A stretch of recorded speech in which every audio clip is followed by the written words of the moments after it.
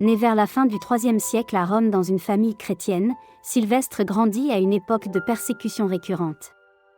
Son père Ruffin mourut lorsqu'il était jeune, et sa mère Justa l'éleva en lui inculquant la foi et la charité. Un prêtre nommé Quirinus se chargea de son éducation, il lui enseigna la lecture des Écritures et l'esprit de service. Devenu adulte, Sylvestre ouvrait sa maison aux voyageurs et servait lui-même les invités. On le décrit comme un homme simple, attentif aux pauvres et courageux. À la fin du règne de Dioclétien, lorsque les chrétiens étaient pourchassés, il hébergea l'évêque Timothée d'Antioche, un confesseur de la foi. Cet acte de miséricorde lui valut d'être dénoncé et emprisonné par le préfet Tarquin, mais la mort soudaine du préfet permit sa libération. Plutôt que de céder à la peur, il continua de proclamer l'Évangile et d'aider ceux qui souffraient. À 30 ans, Sylvestre fut ordonné diacre, puis prêtre par le pape Marcellin. Il se distingua par son attachement à la discipline ecclésiastique et par sa prédication. Pendant que l'Empire était secoué par les purges de Dioclétien et de Galère, il consolait les fidèles et baptisait en secret ceux qui demandaient le Christ. En 312, l'empereur Constantin affronta Maxence au pont Milvius. Selon la tradition, il vit un signe de croix dans le ciel et gagna la bataille en peignant la croix sur ses étendards. L'année suivante, l'édit de Milan proclama la liberté religieuse. Cette nouvelle donnait à l'Église un souffle inattendu. Lorsque le pape Miltiade mourut en janvier 314, le clergé romain élut unanimement Sylvestre pour lui succéder. Il devenait ainsi le premier pontife dont tout le pontificat se déroulerait sous la protection impériale. L'installation de Sylvestre dans l'ancienne résidence de l'impératrice Fausta, le palais du Latran, symbolisait le changement d'époque. L'évêque de Rome n'était plus un persécuté, mais un interlocuteur du pouvoir. Avec l'aide de Constantin, il transforma cette résidence en cathédrale baptisée plus tard basilique Saint-Jean de Latran. Ensemble, le pape et l'empereur lancèrent la construction de grandes églises, la basilique du Saint-Sépulcre à Jérusalem, la basilique de la Sainte-Croix, qui reçut des reliques de la Passion, l'ancienne basilique Saint-Pierre sur la tombe de l'apôtre et d'autres sanctuaires édifiés sur les tombes des martyrs.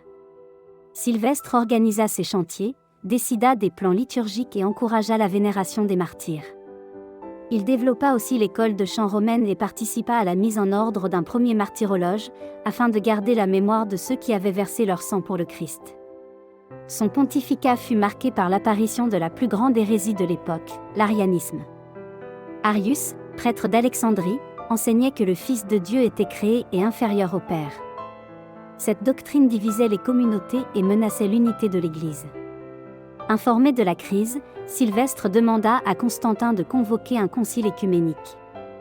En 325, le concile de Nicée réunit plus de 300 évêques. Sylvestre était âgé et resta à Rome, mais il y envoya des légats pour parler en son nom. Les pères du concile promulguèrent le credo de Nicée, affirmant que le Fils est consubstantiel au Père. Lorsque les légats rapportèrent les décisions, Sylvestre les confirma et soutint leur application, excommuniant ceux qui persistaient dans l'erreur. Ce concile marqua un tournant doctrinal, la fermeté de Sylvestre contribua à préserver la foi apostolique. Si le pape n'était pas un théologien éminent, il fut un administrateur avisé. Il veilla à l'ordination de nombreux évêques dans les provinces, structura le clergé romain et rappela aux prêtres l'obligation de se consacrer uniquement au service divin, sans se mêler des affaires séculières. L'entente avec Constantin était cordiale mais prudente. Le pape reconnaissait la bienveillance de l'empereur tout en maintenant l'autonomie de l'Église. Plusieurs légendes ultérieures exagèrent leurs relations. On raconte que Sylvestre aurait guéri Constantin de la lèpre et l'aurait baptisé, entraînant la conversion de l'empereur et la donation du pouvoir temporel à l'Église. Ce récit, popularisé par la « donation de Constantin », est apocryphe. Il montre néanmoins la place que prit la figure de Sylvestre dans l'imaginaire médiéval, celle d'un pasteur capable de faire plier les puissants et de garantir l'indépendance de la foi. Après 21 ans de pontificat, Sylvestre mourut paisiblement à Rome le 31 décembre 335. Il fut inhumé dans une église qu'il avait fait bâtir au-dessus des catacombes de Priscille, sur la Via Salaria. Plus tard, ses reliques furent transférées dans l'église San Silvestro in Capite, au cœur de Rome, où l'on peut voir son trône épiscopal en pierre. Son dies natali coïncide avec la veille du Nouvel An, ce qui en fait le dernier saint fêté de l'année. Patron des animaux, des récoltes et des tailleurs de pierre, il est vénéré par les bénédictins. Sa vie rappelle que la transition d'une église martyrisée à une église libre nécessitait des chefs capables de naviguer entre gratitude et vigilance. En fêtant Saint-Sylvestre, l'Église rend grâce pour la paix obtenue, la construction des grandes basiliques et l'affirmation de la foi, tout en méditant sur la responsabilité des pasteurs face aux puissances de ce monde.